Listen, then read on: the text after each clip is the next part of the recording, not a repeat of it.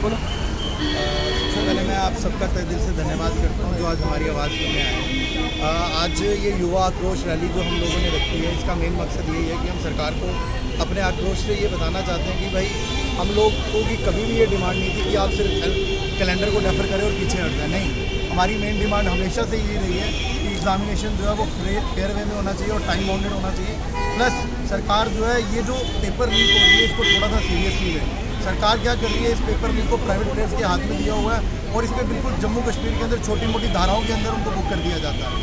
लेकिन ऐसा नहीं होना चाहिए। जैसे अभी रिसेंटली गुजरात में एक बहुत ही सख्त कानून जो है वो पेपर लीकेज को लेके आया है। हमारी भी यही डिमांड है कि पेपर लीकेज को लेके जो है वो एक सख्त कानून आना चाहिए ताकि किसी ना किसी ऑफिशियल्स को पकड़ा जा सके।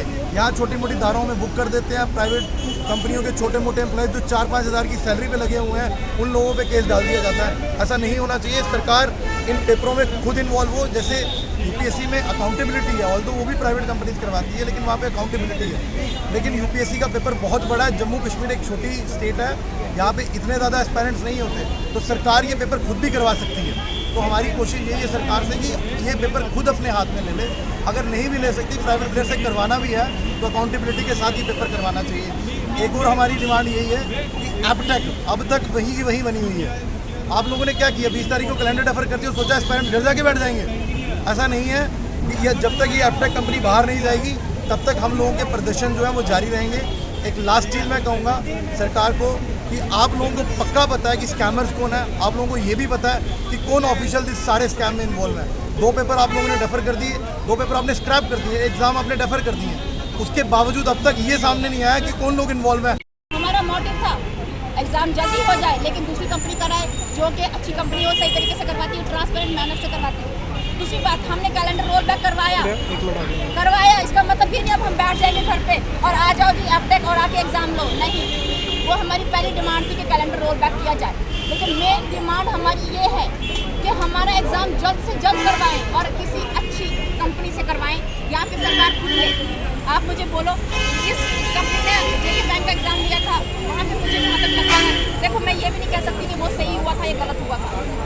एसएससी के एग्ज़ाम होते हैं, जेकेएस के एग्ज़ाम होते हैं, तो उनमें धांधली होती है या नहीं होती, लेकिन इतने बड़े लेवल पे नहीं होती है। आप देखेंगे, कल मैं एक बैनर देख रही थी, हालांकि मुझे पहले से इन्फॉर्मेशन थी, फिर मैं कल देख रही थी, हैरान होगी मैं देखती कि एक बाप के 5 बेटे सिलेक्ट हुए हैं।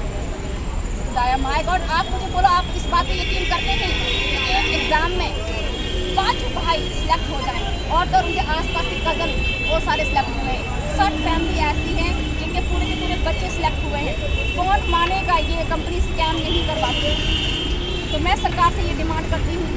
मैं पर्टिकुलरली ये भी नहीं कह सकती, मैं एलजी सर से डिमांड करती हूँ, पीएम सर से डिमांड करती हूँ। भाई मुझे पता कोई सुनता नहीं है, लेकिन अगर थोड़ा बहुत किसी में है एहसास किसी के लिए, तो आप ये बात सुने कि मैं ये कहती हूँ। कल मैं देखी थी लह के एसपी मैम का इंटरव्यू, उन्होंने पूरा डिटेल में बताया कि एपटेक कैसे स्कैम करवाती है।